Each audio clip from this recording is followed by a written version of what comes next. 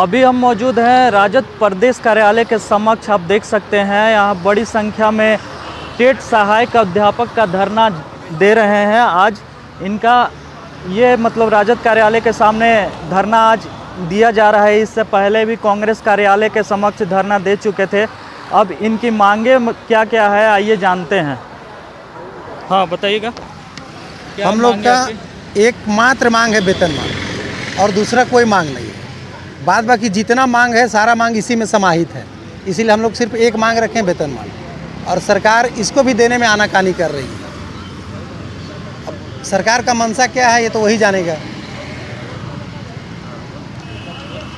हम लोग पिछले 61 दिन से राजभवन के पास आमरण अनशन सह धरना में शामिल हैं, और आज प्रदेश नेतृत्व के निर्देशानुसार आरजेडी कार्यालय का घेराव करना था, जिसमें हम लोग शामिल हैं सब कोई।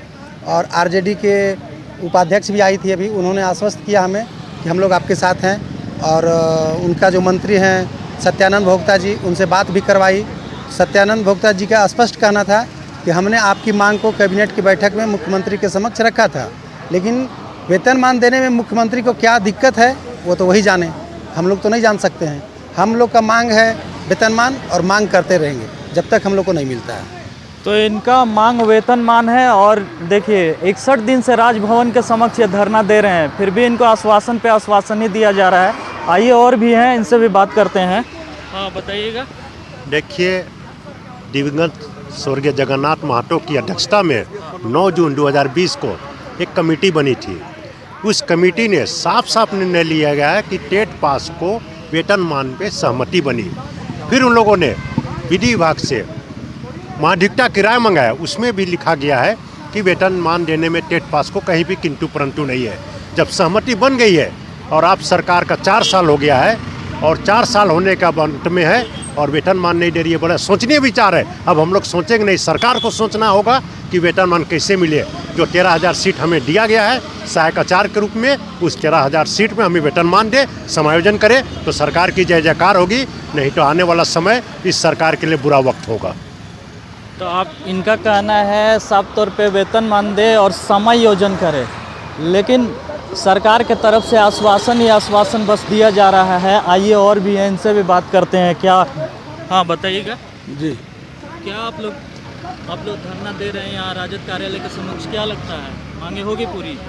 देखिए, हम लोग आशा और उम्मीद पर जो है यहाँ आए हुए हैं कि ये सरकार का सहयोगी पार्टी है, इंडिया गठबंधन के तहत हैं। हम लोग आशा और आशान्वित हैं कि अपने माननीय मुख्यमंत्री जी को बात को रखेंगे हमारी मांग के प्रति, वेतनमान के प्रति।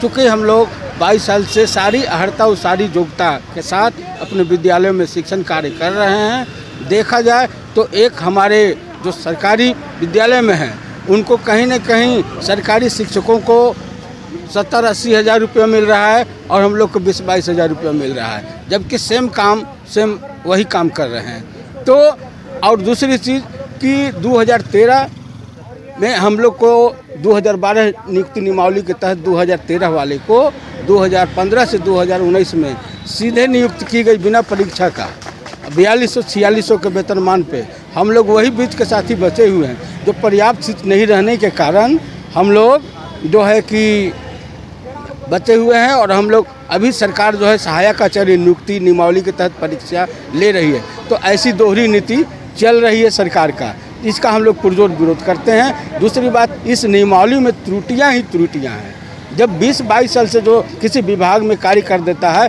तो उसके लिए वरीयता अनुभव का अंक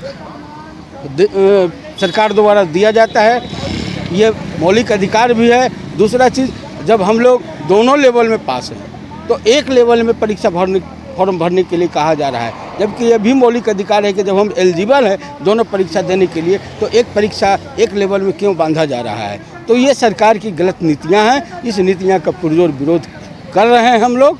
और तीसरी बात कि अभी 9 जून 2020 को वेतनमान वाला सरकार उच्च स्तरीय कमेटी के द्वारा वेतनमान के लिए नियमावली बनाई है। उस नियमावली के अपने फैसले को है कि अभी तक पूर्णतः लागू नहीं की, जबकि महाधिवक्ता ने स्पष्ट राय दी कि आप टेट पास पारा शिक्षकों को वेतनमान देने में कहीं कोई विधि खर्चन नहीं है।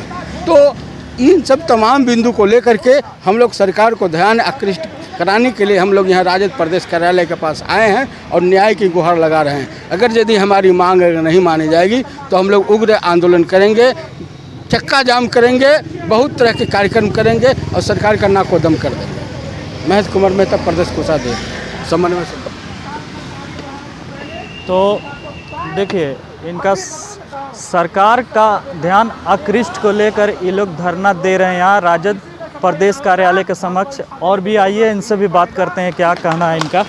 61 दिन हो गया राजभवन के समक्ष आप लोग धरना दिए, अभी राजद प्रदेश कार्यालय के समक्ष दे रहे धरना, क्या लगता है मांग पूरा होगा? देखिए, एक उम्मीद है, ये सरकार जो मैनिफेस्टो में लेकर आई है कि वेतनमान देना है और बाकायदा इन्होंने महाधिवक्ता से भी राय ली है और तमाम दस्तावेज जो हम टेट पास थे हमारे पक्ष में है वेतनमान के लिए। सरकार 61 दिन बैठा दी है, ये बड़ा दुर्भाग्यपूर्ण है और ये अन्यायपूर्ण भी है। इसलिए अन्यायपूर्ण है क्योंकि एक तरफ सरकार प्रशिक्षितों को वेतनमान देने के लिए बाकायदा आपका कहें अल्पसंख्यक विद्यालय जिसको कहा जाता है, अल्पसंख्यक विद्यालयों में बहाली कर रही है। दूसरी तरफ हम टेट पास पारा शिक्षक 20 वर्षों से कार्य कर रहे हैं, फिर भी हमको बैठा कर रखी है। हम ऐसा आज तक नहीं देखे कि किसी भी सरकार में, खास करके जब आंदोलन होती थी अनिश्चितकालीन, तो उस बीच में सरकार के जो भी नुमाइंदे होते थे, बाकायदा मंत्री होते थे या तो जो भी होते थे पदाधिकारी, वो बुलाते थे बाकायदा डेलीगेट्स को और बाकायदा बात करते थे। सप्ताह जरूर बात हो जाती थी। लेकिन इस सरकार में 61 दिन हम बैठे हुए हैं, 61 दिन में किसी तरह का कोई संज्ञान नहीं। ये दुर्भाग्यपूर्ण है और अन्यायपूर्ण भी है। इसका हम लोग घोर विरोध करेंगे और हमदम साफ कहना चाहते हैं आपके चैनल के माध्यम से, हम वोटर नहीं हैं, हम लोग वोट बैंक हैं। सरकार को हमारी ताकत देखें अगर ऐसा आज तक नहीं देखे कि किसी भी सरकार में, खास करके जब आंदोलन होती थी अनिश्चितकालीन, तो उस बीच में सरकार के जो भी नुमाइंदे होते थे, बाकायदा मंत्री होते थे या तो जो भी होते थे पदाधिकारी, वो बुलाते थे बाकायदा डेलीगेट्स को और बाकायदा बात करते थे। सप्ताह जरूर बात हो जाती थी। लेकिन इस सरकार में 61 दिन हम बैठे हुए हैं, 61 दिन में किसी तरह का कोई संज्ञान नहीं। ये दुर्भाग्यपूर्ण है और अन्यायपूर्ण भी है। इसका हम लोग घोर विरोध करेंगे और हमदम साफ कहना चाहते हैं आपके चैनल के माध्यम से, हम वोटर नहीं हैं, हम लोग वोट बैंक हैं। सरकार को हमारी ताकत अगर देखने की आवश्यकता है तो फिर हम दिखाएंगे। हम सिर्फ अभी अनुनय भी नहीं कर रहे हैं, अब उग्र आंदोलन करेंगे और अगला पार्ट होगा हमारा वोट की ताकत से चोट। तो इनका साफ तौर पे कहना है, जो 61 दिन से ये लोग धरना राजभवन के समक्ष दे रहे थे और आज दे रहे हैं आरजेडी कार्यालय के समक्ष, सरकार को देखना होगा, नहीं तो आने वाले दिन में पुरजोर विरोध और बड़ा आंदोलन लेकर ये लोग आ सकते हैं। तो देखते रहे द ओपन न्यूज़ 24 में कृष्णकांत पांडे, रांची।